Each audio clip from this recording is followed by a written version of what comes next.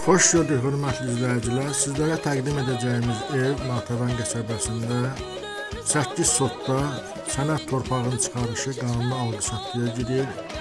Xüsusi mülkiyyət yaşayış məntəqəsidir. Ev böyük geniş zaldan və 3 yataq otağından ibarətdir. Hamam tualet içəridədir. İçəridə mətbəx içəridədir. Həyətdə də ayaqqabısı var. Ev tam təmirlidir göründüyü kimi. Qiyməti səhifədə yazılıb 79.000 manat sözü razılaşma yolu ilə. Sağ olun, sizlərə uğurlar. Belə geçsənə gül qalar nə balbal, belə geçsənə gül qalar nə balbal. Əzək verib gül çiçəyə yaradan, soyuq küləyə əsdi bağa haradan.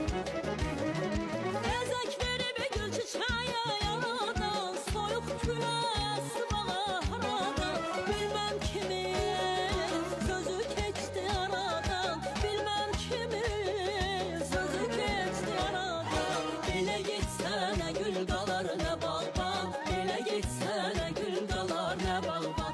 Belə geçsənə gül qalar nə balbal, belə geçsənə gül qalar nə balbal.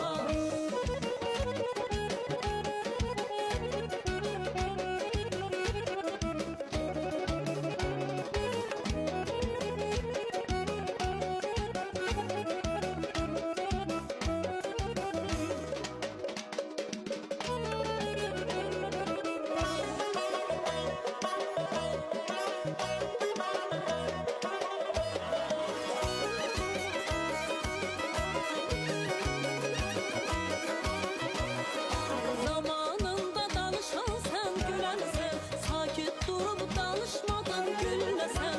Zamanında danışan sen gülensen, sakit durup danışmadan gülmesen.